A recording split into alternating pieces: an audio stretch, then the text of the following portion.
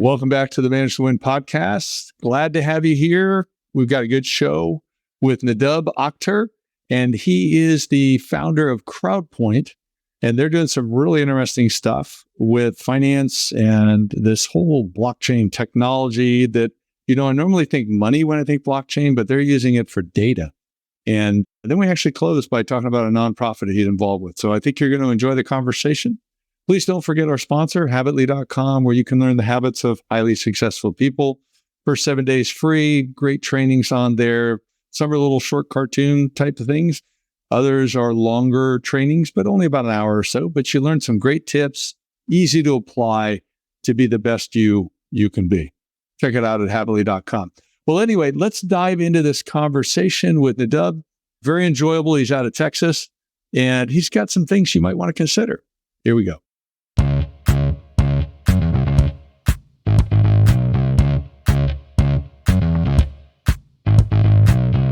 Nadab, thank you for being on the show. You are doing a lot of stuff, in equity raising, and you're involved in cryptocurrencies and different things. And I don't know where to start with you. So where do you want to start as far as introducing yourself to the audience?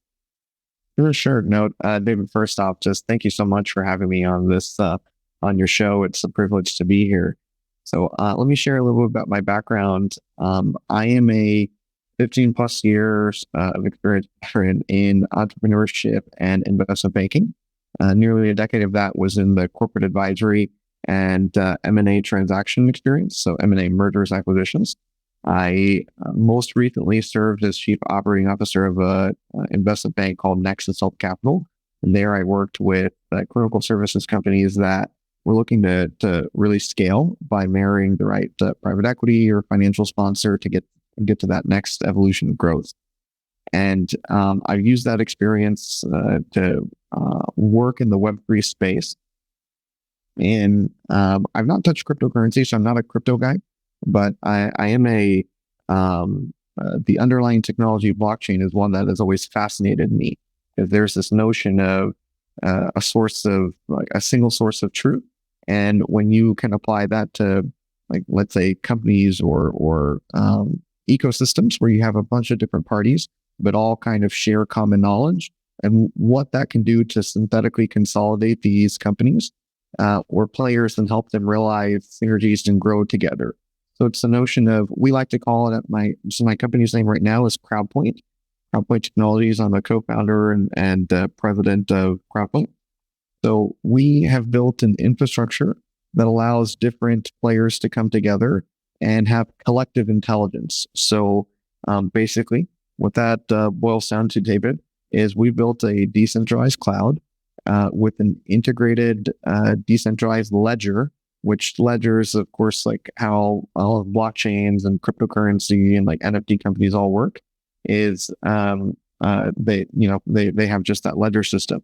We're a little different. We're advanced, where we've merged both your database, so like where your data is actually stored, and then the ledger, which is more or less like the accounting system for your data. So we've combined those two. So now you have a true immutable data store. So when you're building like trust in your data, in your security, in your privacy of your data, we've enabled that in a decentralized manner. So David, like all these different players in the ecosystem that I talked about, like let's say you and I are in the ecosystem together. You own your data, I own my data, right? And let's say that there's, a social media platform in our ecosystem that's running on our cloud. All their different users own their data. So each of those, individual users can share whatever data they want with each other, with the ecosystem, with the social media company, but they actually own their data.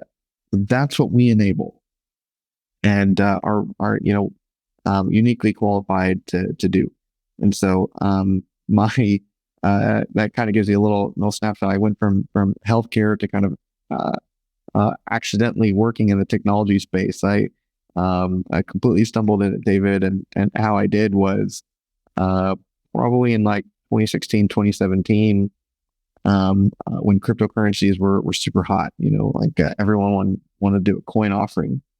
I had my brother, who is a business partner of mine, he's a co-founder with CrowdPoint, and he and I have done a lot of businesses together. Like we've opened bars, restaurants, we're in the trucking business, real estate, so we've been serial entrepreneurs our whole adult lives.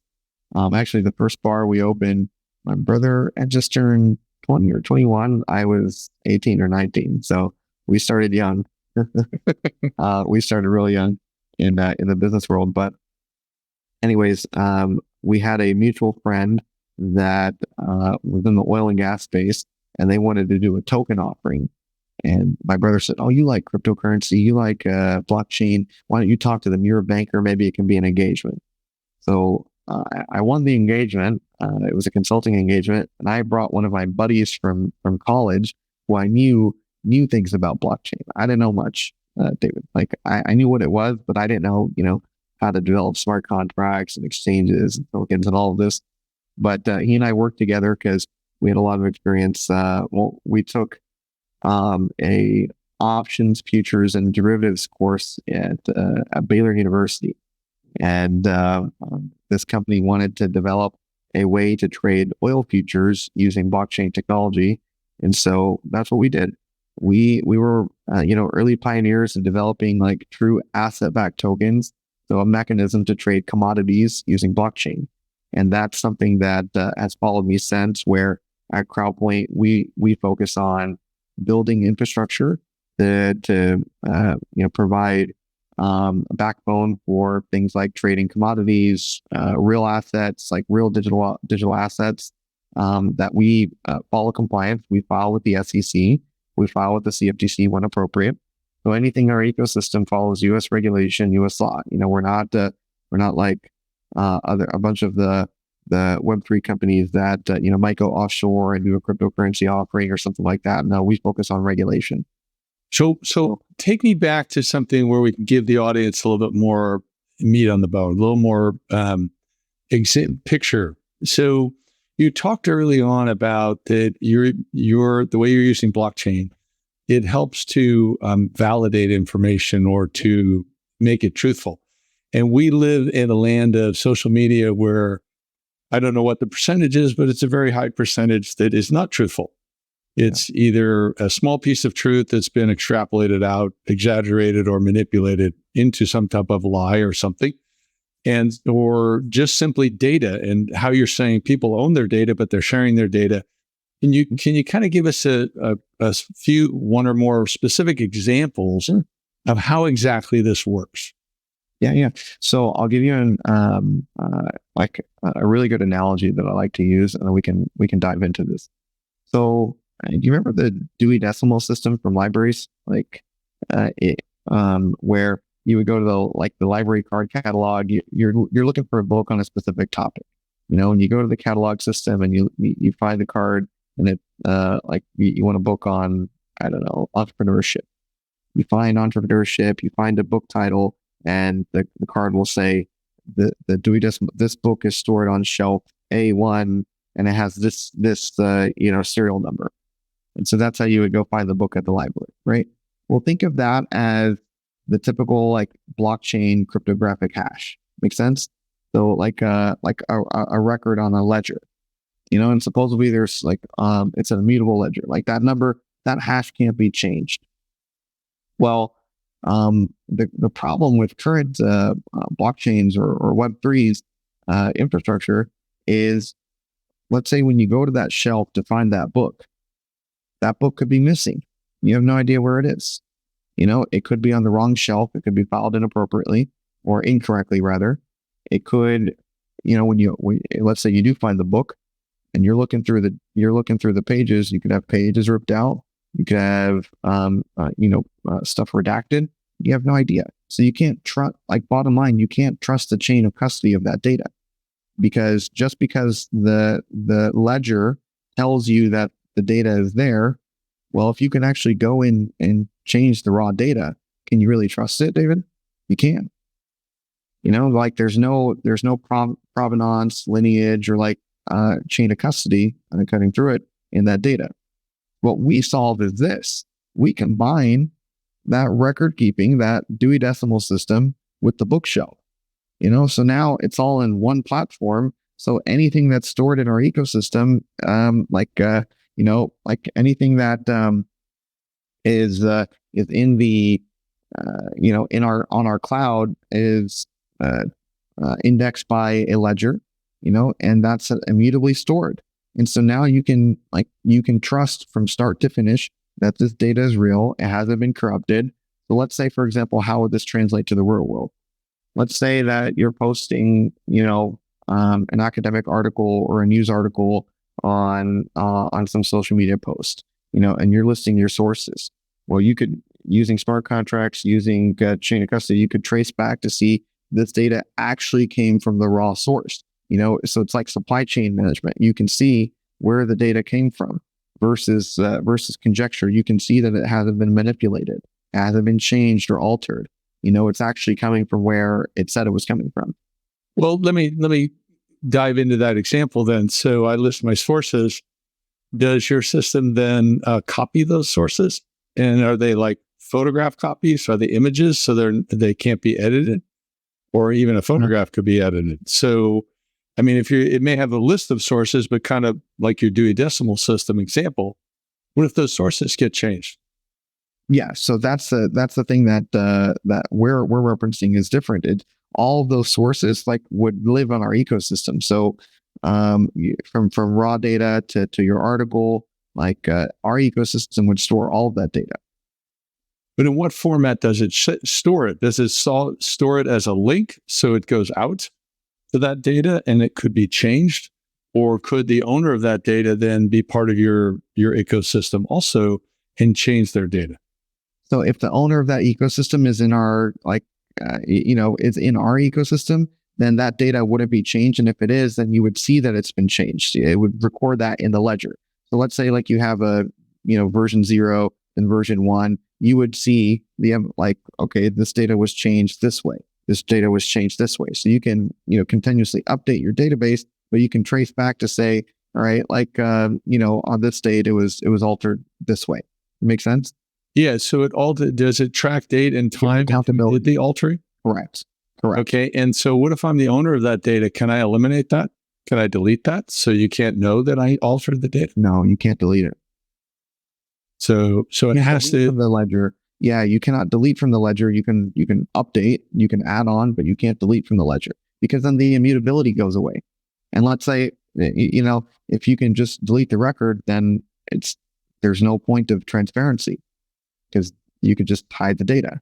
So what if I'm not part of your system and I change the data? Is the system tracking those changes where through a link or whatever, where it's going to automatically update the data? That's a gray area. It obviously works more. It works more robustly if you're in our ecosystem. So it's hard for me to answer. I mean, look, if you're outside of the ecosystem and the data changes, obviously there's no control we can have there. Yeah, unless your system was pinging it to notice that there had been a change and then recording the change. Sure. Thing. So what about the situation where I make some claim using your example of an academic paper? I make a claim, I quote data, and I post that data. But what I do is I post partial data. So it validates my claim, but I'm actually misinterpreting the data that I'm quoting because I want it to say what I want it to say, not what it's actually saying when you read through the full report, if that makes sense. So I'm quoting someone else's study or survey, and I want it to say something, so I only choose one piece. If I'm understanding your example, then there's a limitation that I could post data in such a way that it validates what I want it to say, but I'm misinterpreting it. Is that right? Sure. And that's we like to say, let the data find the data and the user find the relevance. So, if you paint a narrative in a certain way, right, that's your presentation, right? So we don't have, I'm not aware of any provider or platform out there that would use let's say some sort of artificial intelligence or NLP to analyze the source or analyze a claim and see, well, did you interpret it correctly? So it's an interesting example, but that probably is something we'll see in the coming days with evolution and more AI tools that can interpret and probably give like some sort of scoring model to say if data is complete, or if it's a complete argument. But in reality, like the way the AI models or analytics are trained, they're based on some sort of training model or some sort of like initial parameters or inputs. So it's an interesting thought. I'm sure that we'll probably all see tools like that come forward. But let's see what the evolution of AI brings for that. Yeah, and I'm not faulting your product. So I'm merely just raising questions. Yeah, there's a good conjecture on like what could or not come from tools like what we're talking about. Yeah. No, I always, one of the things I remember back when people talk about truth and how things can be manipulated is go all the way back to 9/11. And there was a very skilled argument made that, it was all engineered by the government and that the plane didn't actually crash and yada, yada. And it was using all kinds of partial truths. And so it seems like, though, if people are using your platform and they're going in sincerely and they're trying to do business, ethically, that they're providing full information. And so then you have that Dewey Decimal System type of approach where you actually go back and check full records, and that doesn't change once it's in there.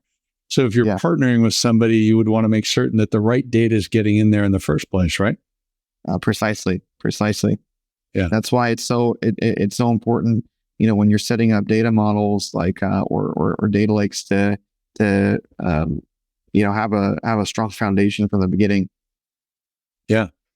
So then you can validate that. That's very interesting. So what types of companies are you seeing are using your platform, and what are they using it for? So we're servicing, I'll give you an example. We're working with a bank right now. It's an international bank that wanted to provide a Web3 backbone, right? What they really wanted to show their users, their banking clients, is that they own their data, right? But of course, in banking, it's something that's really sensitive, on how data can be stored, right, or how data can be held and analyzed.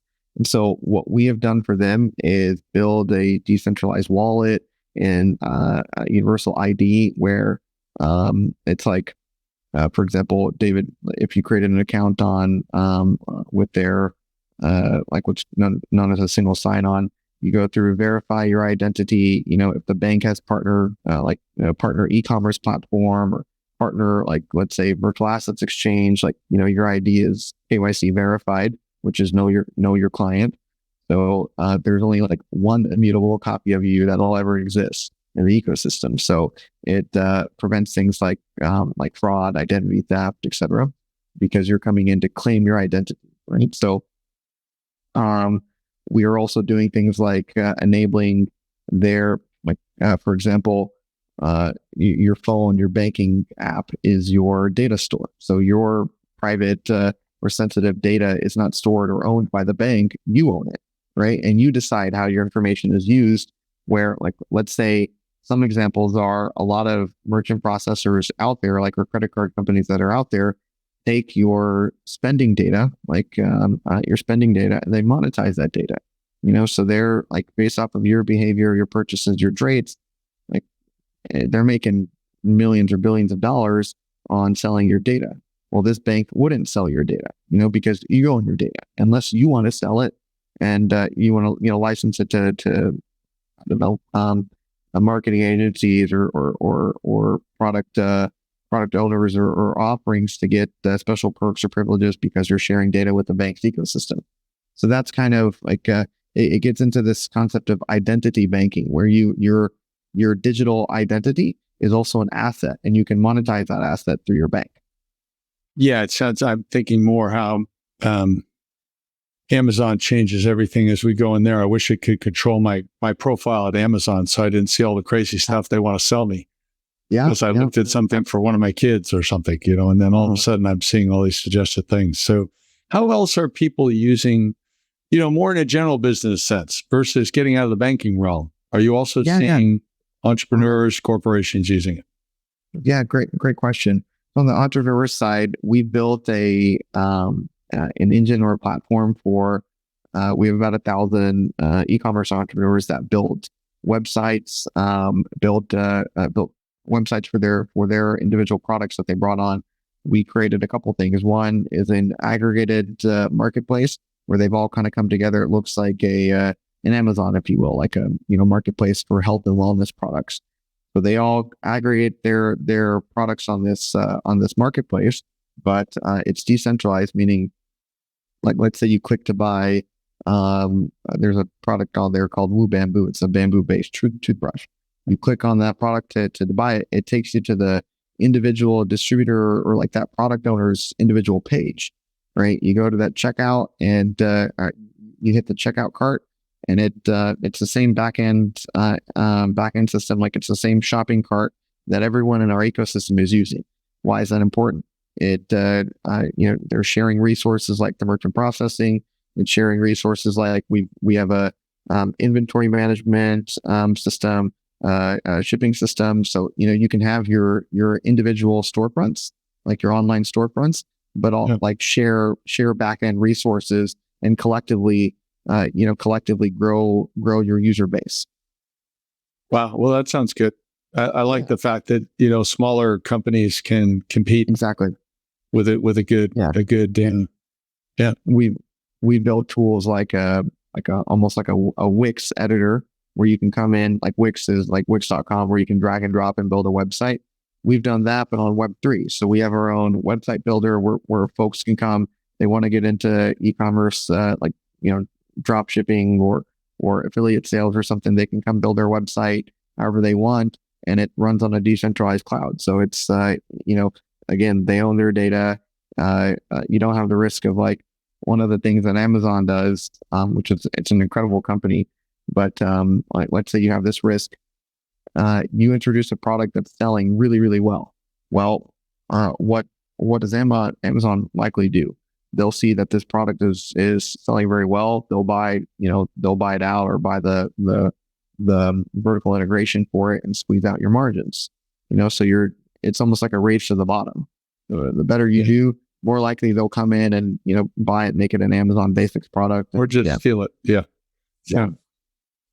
So let me shift gears. You mentioned in our earlier conversation that you're involved with a nonprofit. Yes. Yeah, the Metropolitan Dream Center, and you're addressing like homeless and indigent population in the Dallas area. Yeah. So talk to me about that. How does that fit in with doing all this high-end finance stuff? Yeah, no, I appreciate it. So I had here's how it fits in. When you can exercise your body, you can exercise your mind, but how do you really, like, exercise your soul? And there's different ways people do that. Some do it through religious means or yoga, meditation. But for me, I'm a roll your sleeves kind of guy. Like, I want to get involved, want to do stuff, and I had a childhood mentor who saw me at Christmas, like a Christmas church service one day. He came up to me. He's like, "Man, you used to be so involved in church. Like, I used to play drums at church, David, like every Sunday for like 20 years." And he said, all of a sudden you ended up being a backseat Christian. You come every now and then. And I was in the early years of my investment banking career. So I was super busy, David. And my childhood role model said, he actually used to be an investment banker too. And he told me, he's like, "Look, man, I can sense that you're unfulfilled. So I have an introduction for you." He said, "You got to go meet this woman. Her name is Margaret James." He said, "You got to go meet her because she needs someone like you, someone who's a business guy, to come in and help the organization, right? To really formalize and grow and scale and all of that. So I went to go meet her a few months later. It took me a few months to actually take the time to go do it. I'm so glad that I did. I got involved with MDC, or Metropolitan Dream Center, several years ago, and I'm an advisor to the board now. But it's a very, very special organization that just believes on in loving on people. People of all walks of life. That some are like have fallen on hard times. Some are facing mental health issues, substance abuse issues. You name it. And some of them just need a friendly ear sometimes. MDC does more than just just provide food or clothing, like an assembly line approach, if you will. We don't do that. Like when clients come to see us, we provide menus, so you can come have that, like, kind of like that air of dignity and saying, like, I get to pick what I want, and have control over something. And so it's an approach that we're very proud of, and we help hundreds of people a month, thousands of people a month, and feeding them, clothing them, praying for them, counseling them. We have a really beautiful network as well, where of volunteers, both individual as well as like corporate or organizational, where, like, let's say if someone's looking for a job, we'll have organizations that help help people with prepare for job interviews, or we have clinicians that come and volunteer regularly to provide like basic screenings, right, or vaccinations and other things. And so it's really, really a fulfilling experience. I'm proud to be supporting them in whatever small role I can. I'm curious with that. I mean, in California, the statistics, the way I understand them, is we have a third of all homeless people living in California, a third of all in the United States, because our government gives them so much money, and for other reasons, climate, whatever. But is your group there at the Metropolitan Dream Center being able to identify a successful model to kind of help people really break the cycle of homelessness and kind of discern? I mean, you have some different groups, it's escaping me now, like in San Francisco, that'll work with inmates coming out of prison and discern, whether they're viable to really go through their program and get on their feet. But the homeless thing is really out of control in many ways. Yeah. And it's so complicated. There's so many different pieces. You touched on them, whether it's drugs or mental illness, or some people just want to live that way because it's easier, type of thing. Yeah. Yeah. You guys got anything that's really, really you feel is working? That's a great question. I'm glad that you asked that. With our organization, we're really small, so we haven't found a solution that can really scale. So it's on a case by case basis. But I'll give you an example. There was a woman who several years ago was a client of MDC, and we found out that he'd only been homeless for 6 months or 7 months. But when we really listened to her story, we found out that, look, she had lost her job and then lost her ability to pay for her. She had some diagnosed mental health issues, and lost her insurance or the ability to pay for her prescription. And she ended up, losing control and ended up on the streets. She didn't have any family, and that, we're checking up on her. So when she had a bit of clarity, she shared her story, or like Miss James and some of our other volunteers, like, kind of recognized and said, "Hey, tell us what's going on." And she shares. So we were able to work with some other organizations to say, we can get her some either free or discounted prescription. And, that helped her get her clarity back. And then she was able to, interview for some jobs. So she did end up getting a job, and then found, a distant family member that took her in, and until she got back on her feet. She got back on her feet, and maybe a year later, she was volunteering with us to help other people. So it really was just listening to the story and saying, hey, there's some hope. And sometimes, it's really a blessing to have volunteers that are, knowledgeable and skilled at recognizing that, there are some solutions. And when there's a mental health issue that's just, undiagnosed, like finding the right a support system that can really impact that.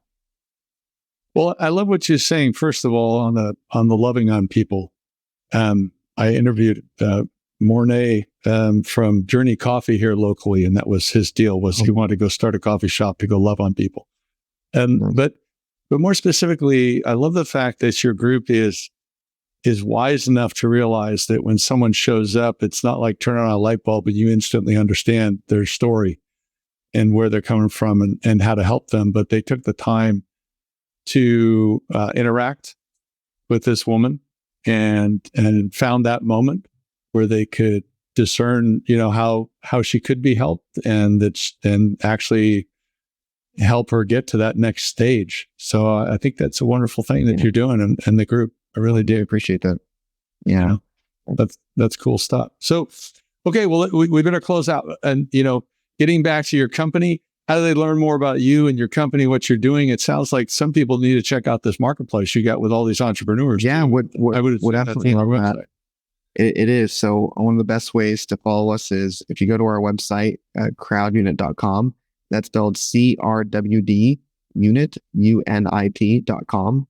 There's an opportunity for folks to get involved in our ecosystem too. So we do have a live offering where, let's say you wanted to become an investor or supporter of the ecosystem. You can get involved for as low as $250 through our regulation CF offering. It is a SEC filed offering, and so it's the way to get involved. A quick plug on that is the instrument that we're offering is a digital security that our ecosystem is building a silver reserve to it too. And so unlike, let's say, a lot of the tokens or cryptocurrencies that aren't backed by anything, ours is intended to be backed by actual physical commodity like silver. So it makes it very interesting to learn about. So I'd encourage folks and our listeners to go check it out on crowdunit.com. Again, that's CRWD unit.com. Fabulous. Well, thank you so much for being on the show. I really enjoyed it, David. Really appreciated it. And you have a wonderful day. And thank you to all the listeners for tuning in. Thanks for joining us for this podcast. Hope you enjoyed the conversation with Nadab and what he's up to. Some interesting stuff there. Please subscribe, leave us a comment, leave us a rating, send this to somebody else. We'd love to get your feedback. Don't forget our sponsor, Habitly.com, where you can learn the habits of highly successful people. Stay tuned. We've got more great guests coming, and you don't want to miss them. But bye for now.